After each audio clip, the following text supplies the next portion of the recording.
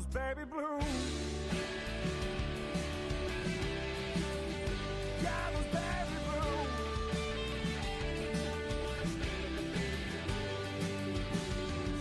A broken man without a path. A vagrant aimless without a mouth. Took 2 long breaths and just one more. Till my lungs couldn't hold another. For you and me.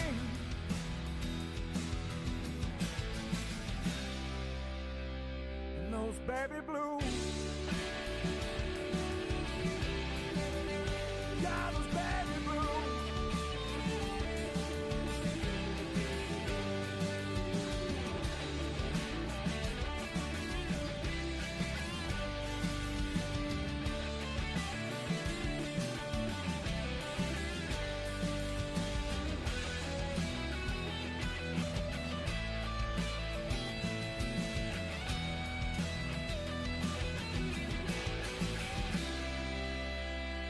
Those baby blues.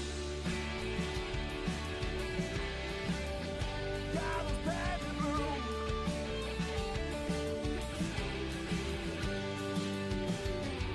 A broken man without a path. A vagrant aimless without a mouth. Some kisses your cheek and then grazes your neck. Makes my lips so damn jealous. For you and me.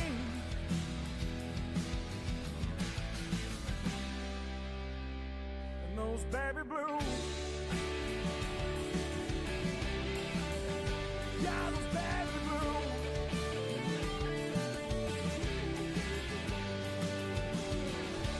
Take my picture with you when you go out west. Those baby blues.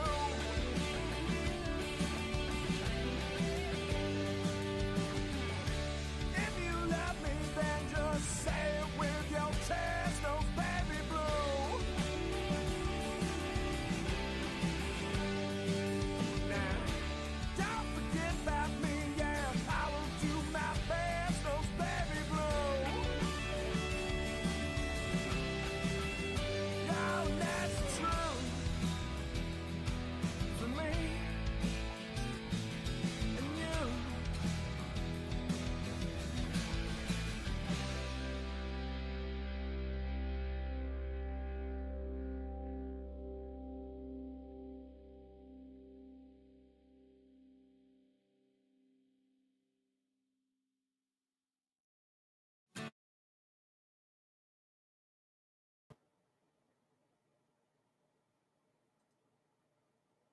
Yeah, what is up, 24/7 BF? I don't know what's going on with that video back behind us there, RT, but some sneaky things happening on StreamYard this morning. I'm like, you know what? I was supposed to be a twin, but I don't know if there's a twin, out there. I would hope not. But I'll be your twin, dude. could Yo, you imagine 2 of me? Oh my god. I love it, dude. 2 Yeah, of those that'd be voices something. on either side. It'd be great. Welcome to Sunday Sessions, the official kickoff pregame show of the Buff Fan Base Network and 24/7 Buff Fandemonium. I'm your host, Swank. Right here next to me is one of my good buddies, a brother, if you will, the smoothest voice in Buffalo Bills content creation and podcasting. You know him, you love him, Mr. Ryan Thomas. RT, how you doing this morning? Love the intros every week. Can't get enough, Swank. I'm doing great. It's a beautiful Sunday morning. I got a little sun peeking in through the shades, through the blinds here. But yeah, it's a sunny morning, beautiful day for Bills football. Sunday at 1:00. Let's go. Yeah, dude, Sunday at 1. It almost feels strangely familiar, like a distant relative you haven't seen since family reunion when you were like 3 or something. It's like, wow. Here we are. Welcome back. Uncle Ricky. Hi. We love doing this show because the inactives usually come out right when we go live. And without fail, here they are, and we love to break them together with you guys. Here is this here. Yeah, there we go. That's a little better. Your official Buffalo Bills game day roster. Me and RT have been lushing over the Buffalo Bills PR Twitter. They put out this great little graphic that not only gives you the inactives, but actually everybody that's playing in every position on the 53-man for the day. So inactive, we have Brandon Codrington. Wow. Weird one. Jamarcus Ingram's inactive. We have Matt Milano inactive. Spencer Brown inactive. Ed Oliver inactive. And a regular on this list, Landon Jackson. So those big three names, man, we knew them a couple days ago. But give me your first reactions to this list, buddy. You know, we heard about Ed Oliver and Matt Milano. As you mentioned, those are the big names on the list. Spencer Brown, obviously, that jumps out to me. I'd want him out there, as many games as possible. He's a great right tackle. But the name that jumps out to me is Landon Jackson. You kind of alluded to it, Swank. A regular so far on the inactive list, rookie draft pick for the Buffalo Bills, and somebody that I had really hoped would make their impact right out of the gate and be a part of the team right out of the gate. And thus far, he's been inactive the last 3 weeks. He hasn't suited up once, right? This Nope. season. I don't think he's made his NFL debut yet. Yeah, that's a little concerning, right? For a third round pick, I believe, to miss the first 3 weeks of the season. But then you look at the active side of things, the same, four guys: Rousseau, Solomon, AJ Epinesa, Joey Bosa. Good shoes right there being filled with those guys. Those are the main four, and then outside of it, Oliver, of course, in the D tackle spot. Jordan Phillips active. Yeah, big Phil. That's big news. Daquan Jones, Deion Walker, and TJ Sanders. So clearly they feel confident, right, that Big Phil can step up, that Javon Solomon has been showing some decent things these first few weeks this year. Yeah. And we'll see what we'll see, the progression of those guys. I love it, man.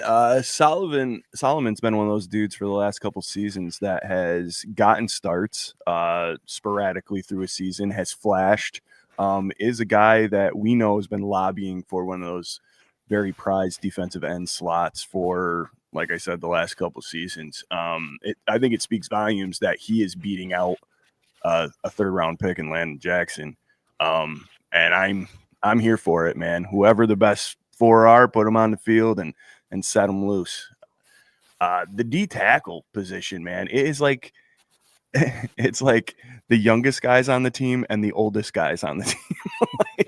It's like this mix of like rookies and seasoned vets, and it's interesting, man. I wonder if with Jordan, geez, man, you got three big guys, huge. I think they're worried about Alvin Kamara maybe today. I think so, and that's the really cool thing with this, Swank, is when we look at the Bills PR game day roster and inactives, it kind of tells how they plan on approaching the matchup that they're playing in. Yeah. You know what I mean? It kind of gives us a tell, like, okay, Alvin Kamara is a big factor, for this defense to shut down. He's easily the best offensive weapon that the Saints have had for quite some time. They haven't really improved a whole lot outside of him. So plugging up that middle, putting a lot of weight in the middle of the defensive line, pressuring Spencer Rattler, and trying to get to him, right? Trying to force a turnover in some form or fashion. That's the best way to do it. Pressure the quarterback and hope that your secondary can make a play.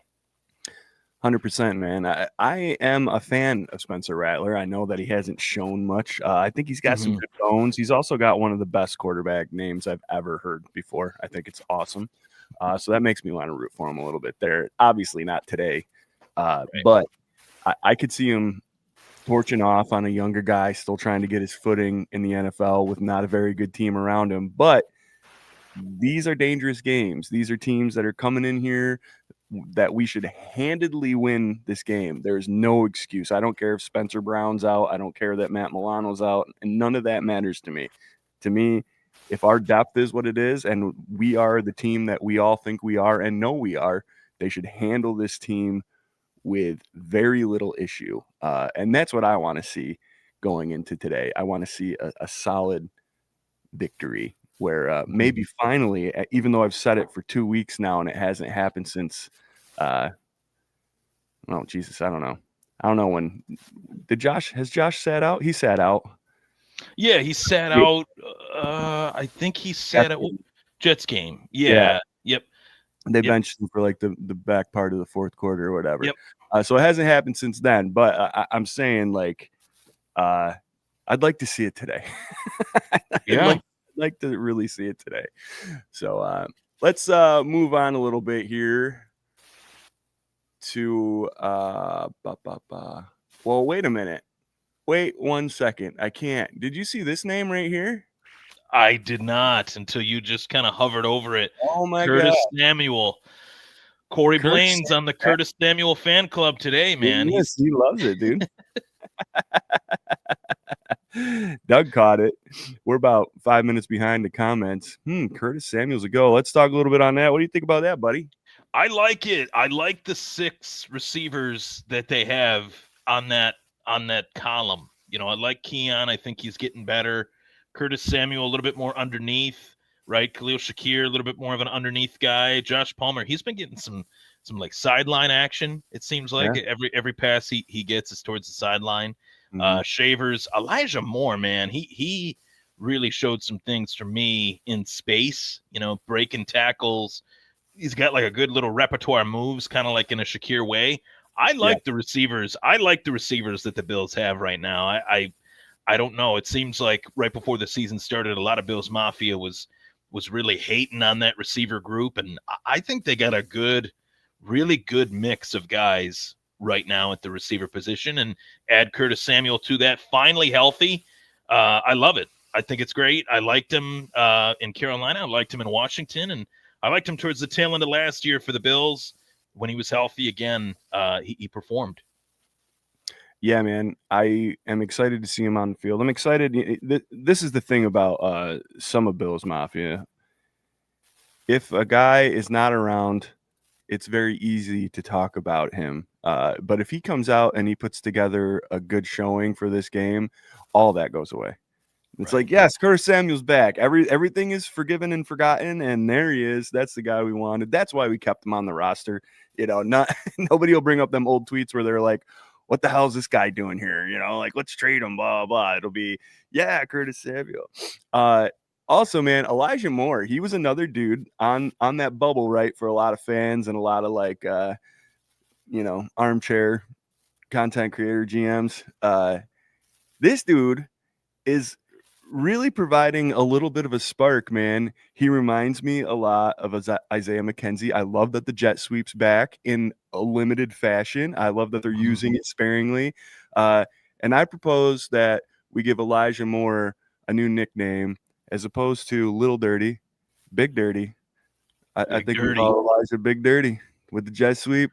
Or you could say when Elijah Moore is active, you could say you're riding dirty. Right. Riding dirty with Big Dirty. Riding Big Dirty, dude. I like it. Oh. Mary Jane Brown Who's Bills win for my birthday wish. Let's go. Happy birthday, Mary Jane. Thanks birthday. For hanging out here. Long time. We got Casey Nicole. Good morning, Swank and RT. Good morning. Good morning, Casey. John Johns. Happy birthday, Mary Jane. What's up, John Johns? And yes, please. Happy birthday the hell out of Mary Jane. Doug, my fantasy team could use about 1,000 Josh Allen passing yards today. This is interesting. This is interesting, Doug, because I'm starting Josh Allen in a league and 2 leagues, and I'm playing against him in a couple leagues too. So that is a sign that maybe, just maybe, I should play in less fantasy football leagues, because I don't want to have to play against Josh Allen ever, right? But how many leagues are you in right now? 4 leagues that I've had for like 15 years, and that might be that's where I'm at. I mean, I went a year without doing it before we started this league, or like the Kagan League, and that was the first year I hadn't done it in a while. And then I got the dynasty that I've had for like 3 or 4 years now, and then I just joined a guillotine this year, which has been very fun. My first guillotine experience. But the thing, awesome. yeah, dude, it's so fun. The thing about it is, though, all different formats, and it's fun to pay attention. All got a little bit of money riding on them, whatever. Great, good times. But like this morning, dude, I had acquired Justin Jefferson in a trade a couple weeks ago in my guillotine, and I'm like, hell yeah, my guillotine league is solid, dude. So I'm watching. I'm like, all right, he's doing okay this morning. They're playing early in Dublin. I'm like, cool. And I go to my dynasty, and I'm playing against Justin Jefferson, and I'm like, what do I do? That's the way that just good enough. That's the way the cookie crumbled, unfortunately. That's it. So you just gotta take your licks, I guess. My favorite is around this time of year, September 28th. You always have one guy in the fantasy league that you're in that might start out 3-0, and he just may be just a little overconfident in the month of September. Not November, not December, but September. Just throwing that out there. Telling you, man, I'm propping this kid up on my shoulders. I'm sitting in that number 2 slot. I wasn't feeling too good about my matchup I had against Aaron in our league, and I think I'm in a good spot right now. So it's about 50-50. I'm feeling good. I think your boy Corey, if he slips and he gets a loss this week, Daddy's moving up to number 1. And then we're gonna have a whole lot to talk about. I'm gonna move out of the sun here. It's beating on me. You had some tiger stripes going. It looked good. Yeah, dude. I got enough Bandit stuff and Bill stuff on this side of the fence. I've got a lot of false hope that I had that just withered away within an instant because of the Cowboys. And I'll just leave it at that. But I'm gonna grab my truck. All right, buddy. All right, guys. So we have this New Orleans Saints depth chart right here. Don't forget, we are part of the Buff Fan Base Network. Super proud to be. Also, as such, we are sponsored by 26 Shirts. Go over to 26shirts.com. Check out what Del Reed and the gang got cooking up. They have $2.3 million that they have donated so far to Western New York families in need. Great cause, great dude. Check them out. Get there. We'll see what's up. RT, you there, man? I'm here. All right. Oh, there he is. Okay, cool. So I just did our little sponsor spot. I got the New Orleans Saints depth chart up here. Let's break down this game a little bit, man. What are you looking to see from? Yeah, what are you looking to see from this Buffalo Bills defense to slow down Alvin Kamara and whatever else you might think could pose some sort of a problem today? Well, honestly, Buffalo's defense, Alvin Kamara is the big name that should jump out at them. He's been a consistent runner in this league for, I'd say, the better part of the last, 7, 8 years, it seems like. It's been quite a bit. Yeah. Chris Olave is a guy that really jumps out at me, though. He's been heavily targeted by Spencer Rattler, double-digit targets these last, 3 weeks or so. And he jumps out at me because Buffalo's secondary might be the only question mark that is kind of obvious right now. I think they're really missing Maxwell Hairston. Yeah. They really need him out there, come week 5, week 6, whenever, that IR, I think it's week 5 next week. He should be back and healthy, right? Well, so he's been doing a lot of work on the sidelines with trainers. He's got that big brace on, but he's been doing cutting drills and stuff like that.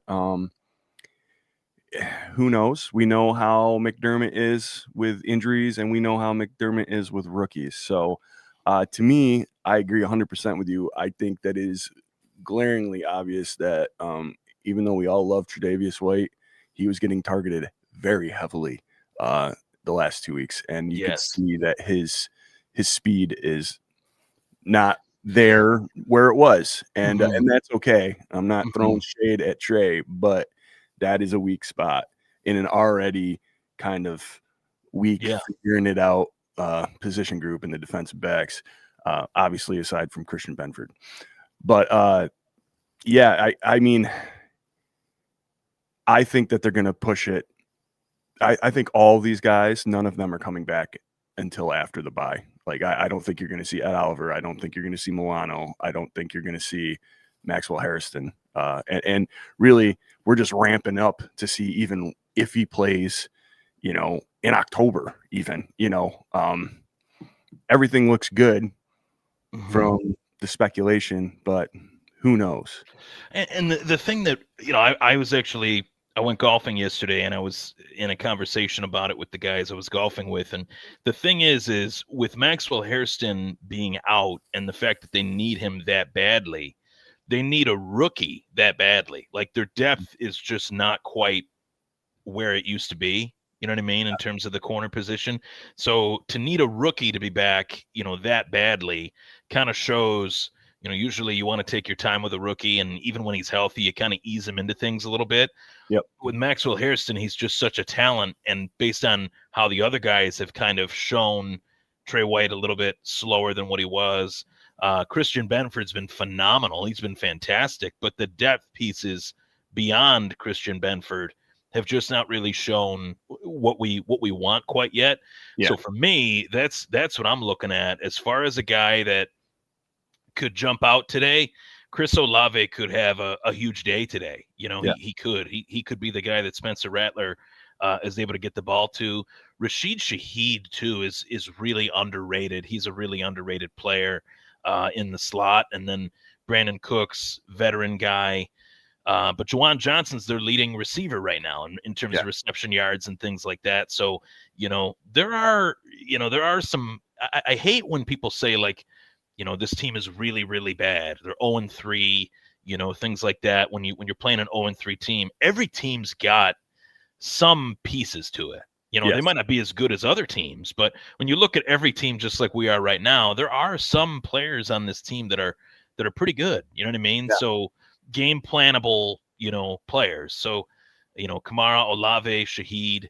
I won't lie to you though, Swank, when you mentioned Spencer Rattler earlier, I love the name, love the, the attributes and stuff, but I thought they would go with Tyler Shuck, early in the season. Wow. I really did. I thought he looked, preseason wise, I thought he looked pretty good. An older rookie. He played like 58 years in college, what it felt like, but I thought he'd get the shot. I really did. And then they went with Spencer Rattler. I was like, all right, well, we'll see how he does. He's been okay so far, but playing a tough team today, no doubt about it. I think things have changed so much from the time when we were coming up or watching and doing where they actually gave a quarterback a shot for more than, half a season or a couple games or even a full season. It felt like, coaches and quarterbacks were connected. Every 3 years in Buffalo, it was a new coach and a new quarterback, just like clockwork, unless somebody got hurt, and then it was another new quarterback and whatever. Quarterbacks just aren't getting the time that they need. And you could see Sam Darnold as an example coming kind of into his own in the second phase of his career. Geno Smith, Baker Mayfield, right? Baker Mayfield, all these guys that were like highly touted, high round draft picks that didn't quite hit in the first team they were, and even bounced around maybe to a couple other teams. And then here it is. This is where all that stuff was. And to me, that goes to coaching and time on task. Like that's all reps. That's getting comfortable with the game, and that's finding a system where you actually fit. So I don't know. I see guys giving up on young quarterbacks like way too early in my mind, but this is this is a win now league. If you're not winning, you're not here, and coaches feel that as much as players. So we'll see what happens. I mean, it seems like they're letting them roll, even though they're winless and, and very obviously beat up to hell, man. Look at all those guys they are, right. But let's switch over to the other side of the ball. What do you think our beautiful Buffalo Bills offense has to do today to get past Cameron Jordan's Saints-led defense here? Well, that's really the only guy that jumps out to me other than Kool-Aid McKinstry, and Kool-Aid might just be because of his name is Kool-Aid. Like that, that might be the only reason why he jumps out at me. I don't know about you, Swank, but when I looked at this, Demario Davis, it feels like he's played for forever. I don't know how old Demario Davis is, Let's see if but it feels like he's been around for a long time, and he might not. 36. Yeah, he's up there. 36-year-old linebacker. Like that is. I looked at that. I'm like, he's still playing. Like that's crazy. Nuts. Yeah, that's nuts. But this defense is one of the worst in the NFL, and it's probably a big reason why they're 0-3. Not much of a pass rush, not much in the secondary. This could be a huge day for the Buffalo Bills offense, given the defense that the New Orleans Saints have. Cameron Jordan's really the only name that jumps out at me. I'm assuming Deion Dawkins will line up on him anyway. Yeah. Unless you move them side to side. Yeah, unless they move them around and stuff like that. Justin, with Spencer Brown being out, that might be the move to do. They could. Yeah, they could. They very well could. It is so the one thing I didn't really look at with that inactive report or the PR report, who do they have as offensive linemen? You got Cedric Van Pran Granger, Torrance, McGovern, Alec Anderson. Is Alec Anderson going to take that right tackle spot? Probably. Or is it going to be Van Pran Granger? Or I mean, so Chase Lunt is a guy that is Chase Lunt on the inactive list, and they pulled him up for this. So I mean, could be Chase Lunt. Be him. Yeah. Or he could just be providing depth for whichever. I mean, David Edwards. Yeah, that's I don't know. Thing. They have so many guys that could actually play that spot. That's how good their offensive line actually is. Yeah. We don't even know which one, is like the lock to start quite yet until game time, right? So that's pretty crazy. It's wild. I mean, for me, man, I think this should just be a nice, balanced. We say it every time here. A nice balanced attack. I don't think anything too showy, but effective. I'd like to see him be physical at the line of scrimmage, get that running game going, and then let's have Josh throw a couple long guys here. You got Curtis Samuel on the field. He likes catching deep balls. You know what I mean? We got some other guys that are chomping at the bit that really want to get their stats padded a little bit. But I'd like to see, maybe some 20, 30 plus yard, like 20 plus yard plays, man. I'd like to see at least two of them today. You know, let's prove that we still got that part of the game going here too. I think that would be fun at least. Yeah, I would love it. I would love to see them let Josh be a little freer, early, maybe take some chances that you normally wouldn't take against, like a Baltimore or a KC or even a Miami. I will say, like Miami, it felt like they knew that Miami was going to come out swinging. So they were a little bit tighter, you know what I mean? In terms of, a little bit conservative, which kind of kept Miami in it, dare I say? Yes. That'd have been the only reason why Miami was in it, dare I say there? Yes, you dare. I think if they were a little more aggressive heading into this one, they could take some chances. I want to see just more chemistry between Josh Allen and Keon Coleman. I think we already have. I definitely feel like if there was one guy that Josh Allen wanted to throw to, with his eyes closed, with the game on the line, I feel like it would be Keon Coleman. And I think the reason I say that is because it kind of already happened when they played against Baltimore. That was a huge moment for Keon and for this offense, for Josh Allen to say, you know what, I got to get it to him. He's the guy to get it to. One-on-one, he is extremely hard to outmuscle in terms of contested catches with that jumping ability that he has. So I want to see a little bit more of that today. Just spreading the ball around, taking some shots downfield, and kind of playing around with this Saints defense, which is definitely one of the worst in the league for sure. 100%.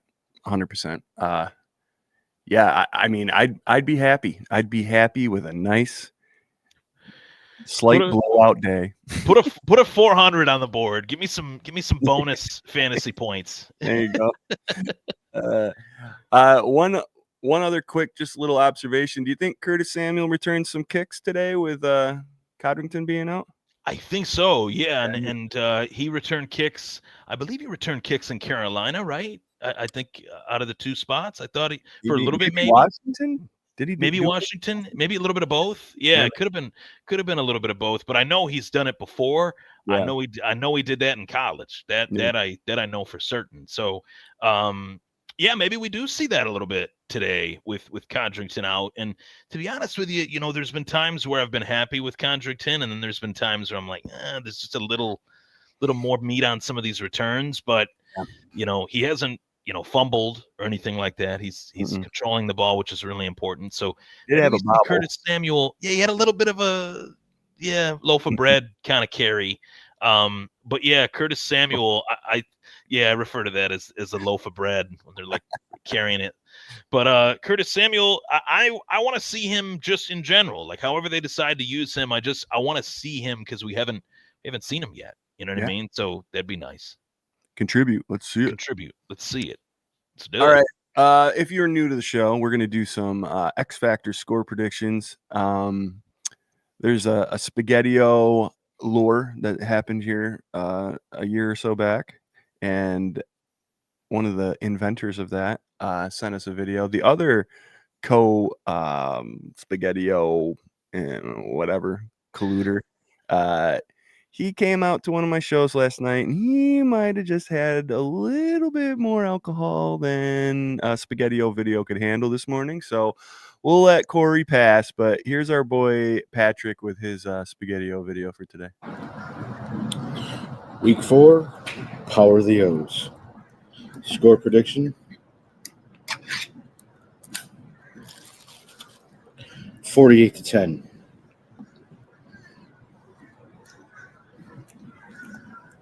Let's go. Week 4. There you have it. There it is. 48-10. So says Patrick from Buffalo World Order. Let's hear your scores in the comments. RT, can you give me an X Factor and a score prediction for today, please? I'm going to go X Factor. I'm going to go Keon Coleman. X Factor today. He's going to put up over 100 receiving yards on a very, very poor New Orleans Saints defense, and Josh Allen very well. I think Josh Allen could have over 400 yards in today's game as a kind of as a link there, which for all the folks at home playing fantasy football, at least in the leagues that I'm in, if a quarterback throws for over 400 yards, it's 5 more points. Yes. So God willing, he's able to do that for me today. I need him. I need him today. I need him. I need you. Come on, Joshy. Did you get a score in there? Score in there, yes. I'm gonna go 38. No, I'm gonna go 41-14. 41-14. A little Prater kick at the end there. 41-40, 41-14. 4s and 1s. There you go. Yep. Let's see, 41-14, 4-4, 1-1, 10. Power of the O's, they would say, I guess. Yeah, they could say that. They could say that. For me, man, I would love to see a little bit of, let me just make sure that he's active and all is right. Dorian Strong. I would like to see a little bit of Dorian Strong out there, maybe sharing reps with Trey. And let's get our rookie out there making some plays. Definitely the X factor for me is that CB2 spot on the defense. This could be a very good learning experience type game, I think, to get the D-line confident again with another solid showing of stopping the run and or at least slowing the run down.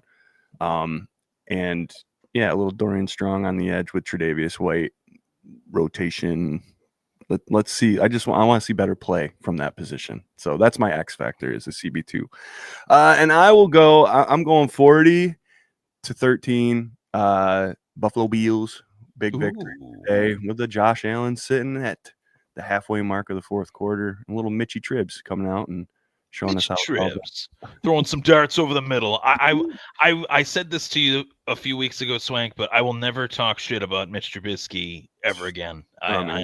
That pass over. Was good. It was too good. The respect meter just went up too high for it to come down. It could come down. God willing, it never will have to. But I think we're safe. I think we're good. I was on the Mike White train all off season. Too. Mike White, man, he's got a cannon and a younger, and he can get in there and let's do this. And he lit us up that one game, and but Mitch, he's just solid. He knows the playbook. He makes good choices, and man, the balls to come out and just lay one out on third down, and put it perfect. It's like, okay.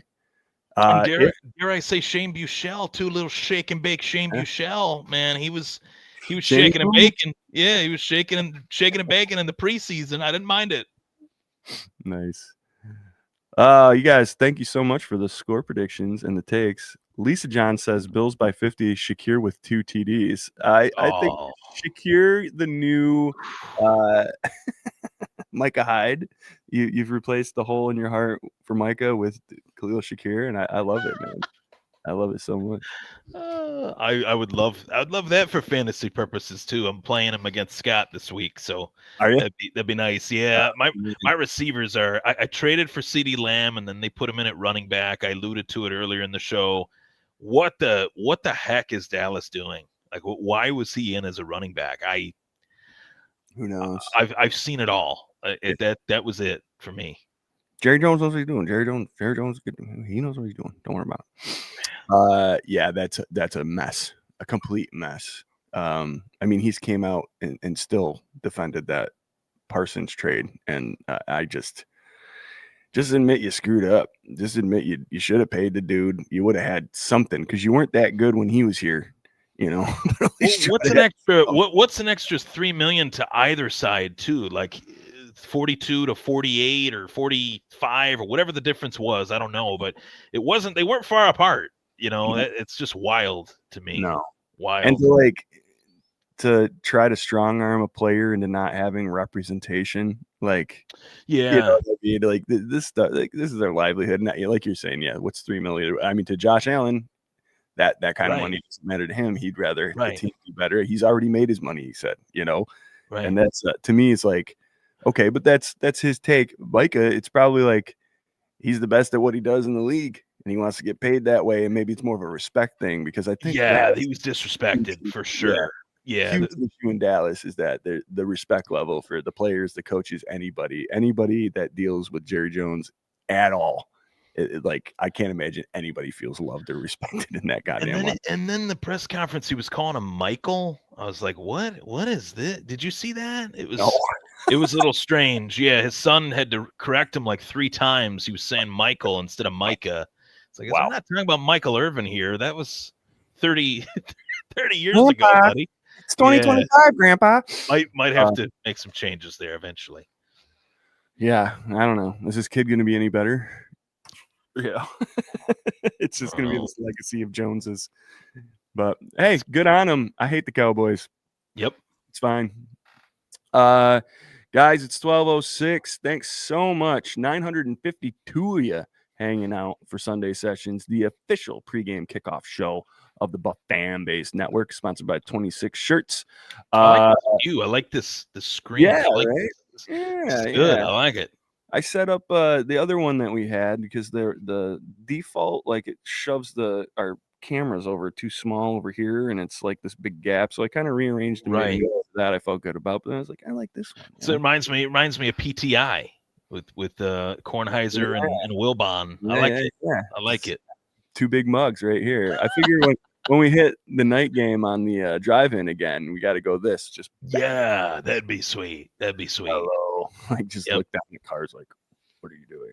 That's a really nice Jeep Grand Cherokee down there. That's pretty nice. What you got? Popcorn? Cool, man. RT, hit him with a final thought, and we'll get out of here. Get ready for this game. Final thought. Where else would you rather be? Right here, right now, whether you're tuning into this show or you're tuning in to the game live. I hope everybody that went to Highmark Stadium today, that got the chance to experience this game, really enjoys it. I am feeling a little bit of the stadium blues. Like, these last few days, I've been thinking to myself, man, there were a lot of great memories in this stadium. I'm super excited for the new stadium. I think it is a little overdue. We do have one of the oldest stadiums in the league, but let's cherish the Ralph while we got it, right? Let's embrace the Ralph while we got it. I'm definitely going to try to go to a game before the season's over, just to have one last, hurrah at Highmark Stadium in Old Orchard Park, as Julian Edelman calls it, Old Orchard, which I thought was actually a pretty sweet name. But let's have, what was that? Too bad it came from him. Right, that's true. He's a bandwagon Bills fan. I'm convinced. Yeah. I really am. He's been wearing Bills hats during his podcasts. I'm like, what? This I is saw weird. Gronk was doing something like that too. Yeah, They're hot. We hated you. We hated both of you. Like, right. Yeah, it's a little weird, but yeah, I'm excited for everybody that gets the chance to embrace it, and for those that haven't had the chance yet, of course, I hope they can make that memory and enjoy this last season at the Ralph. I hope it's one that we can bookend with a AFC Championship game win in the last game in the stadium, right, in the near future here in the next few months, and head to the Super Bowl in Santa Clara, California, where the Niners play. Homecoming of sorts for Josh Allen, Super Bowl MVP, MVP potentially again, put a bow on it, cherry on the sundae. That would be beautiful. And of course, thanks for tuning in.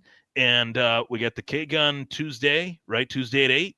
That's Wednesday at 8. My show, the Thomas State Sports Podcast. 8:30. 8:30 for you guys, 8 o'clock for me. And breaking news, I do want to throw this out there for the social media people out there.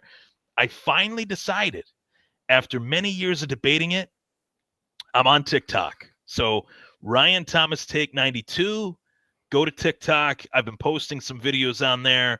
Better late than never. I'm staying out of the dance trends and shit. I'm staying out of the dance trends. It's only served for what I want to do with it. The Macarena. No, I'm just kidding. The Macarena. Some Bills videos. I posted a Sabres one this morning. So yeah, check it out. Just sports talk all day long. Let's do it. Hell yeah. Guys, if you are at the game today, we have a bunch of friends out there. Our good buddy, Mr. Mark Maddox, came back up to the area. He's hanging out, tailgating and cutting it up with a bunch of our friends. I was looking for tickets today, just like over the course of the week, and I was like, God, man, you can't talk.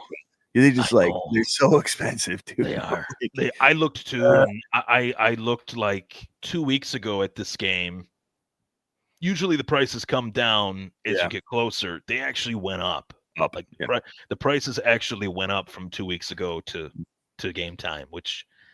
It is what it is. It's Josh Allen. It's all the primetime stuff, and it is what it is. That's it, man. And I don't know. Whatever. It's going to be a beautiful day. Enjoy it. I want to tell you guys, we are a quarter of the way through the season, if you can believe it. It's not 9:28. It's what it just goes by like that. 3 more of these cycles and you're knocking on playoffs door. Like it goes by fast. Real fast. Slow down, enjoy every minute that you possibly can of this. Again, we're celebrating the last season in the Ralph and the glorious less than midway point of the amazing Josh Allen's career. So just enjoy it, man. Sit back. I'm gonna fry up some wings. We're gonna have us a good old 1 o'clock time today, and then I'm gonna sit back and watch 2 of the worst records in the AFC fight off against each other for that 500 record that they're both really trying to get. One that can tote the 500, and the other that's gonna be 1-3. And oh boy, I can't wait to sit back and never want to watch them play ever. And today, I just can't wait to watch. There is a lot of good football today. The Bills take care of business, move to 4-0, and then you got the Dolphins and the Jets. Whoever loses is 0-4. You got the Ravens and the Chiefs. Whoever loses is 1-3, I believe. Yeah. So, and then tonight, man, you got Green Bay going to Dallas. Yeah, for the Micah Parsons just mop up, just mop up for Dallas, which will be great. It's a great day for football, man. Great day. Sunday, can't beat it. NFL Sunday, let's go. Hell yeah. Just park it. I mean, you literally could watch football from 9:30 tonight or this morning until 11 o'clock tonight. Like, which is what I did today. Yeah. Yeah. Yeah, me That's exactly what I'm going to do. Like, and if absolutely. anyone cares to judge, maybe Go screw, man. That's why we do these podcasts and stuff so that we can just watch football all the time and have an excuse. Like, this is research. yeah, this is what we do. It's just, and if they don't like it, maybe watch some, last day of the season baseball games. Red Sox clinched, by the way, playoffs. Let's go. Sweet. So there's that. Hey, we got 1,006 of you tuning in. Thank you so much. Guys, have a great day. Enjoy the game. Go Bills. Go Bills. Go